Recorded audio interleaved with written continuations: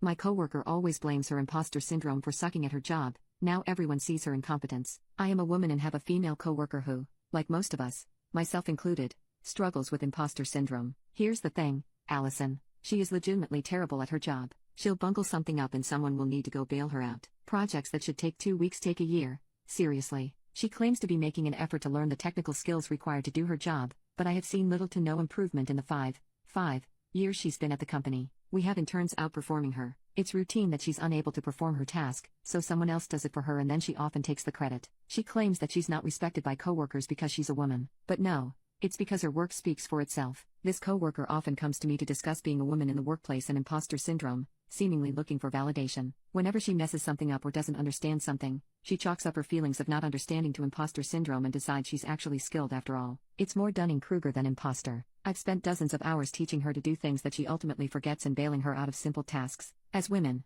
we're constantly reminded to build up other women in the workplace. I feel like she expects this of me. She often cries about imposter syndrome and then I feel bad and try to say some platitudes like, hey, you can learn how to do this to make her feel better. I feel uncomfortable when she cries to me at work and feel as if a boundary is being crossed. In addition to being part of her personal mentorship squad/cleanup crew, I feel emotionally manipulated. I don't know how to handle this. We share a manager who knows about her technical misgivings and how much of a resource drain she is, but he's, inexplicably to everyone who works with her, kept her employed here for 5 years, so I don't know what I'd even say to him. I find it unlikely that I'll be able to affect her employment situation, but how do I extricate myself from being who she looks to for validation? Any other tips on dealing with a person like this? Update.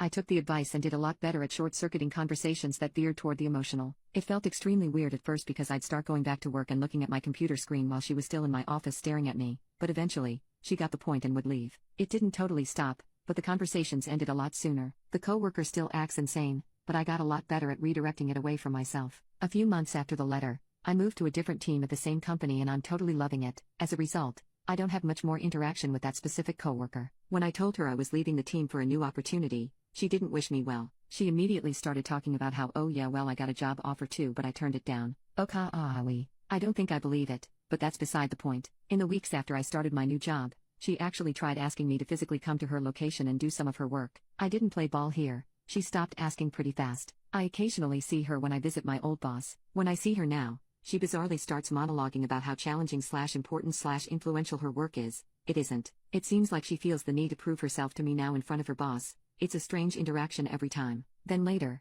she'll often ping me and complain about how she's having a hard time with work/personal life/imposter syndrome/whatever. Now that I'm removed from it, I totally see that her game is pretend to know what she's doing, and when someone figures out she doesn't play the woman card and make people, particularly people in power, feel bad for her instead of actually working to get better at her job. This trick seems to have had moderate success so far, even on myself. I put up with her nonsense for too long, but I suspect it will catch up with her eventually. There are rumors that her team is going to be disbanded or reorged or something. My old boss admitted that he's trying to help her build skills so she's actually employable by someone else after that happens.